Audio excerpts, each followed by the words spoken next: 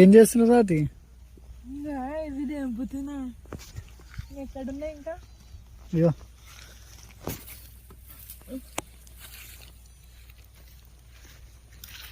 వేడుంది.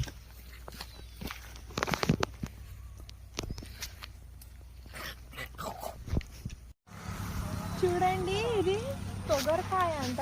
నాకు కూడా తెలీదు, మా లడ్డు చెప్తుండు. దీన్ని ఏం చేయాలి లడ్డు? ఉడకబెట్టి తినాలి. ఉడకబెట్టుకొని ఆ తినాలి. పచ్చి ఆడున్నాయి చూడ, పచ్చి ఎండే పెట్టుకోవాలా? దేవుడా, ఆ పచ్చి గ్రీన్ గ్రీన్ చూపి.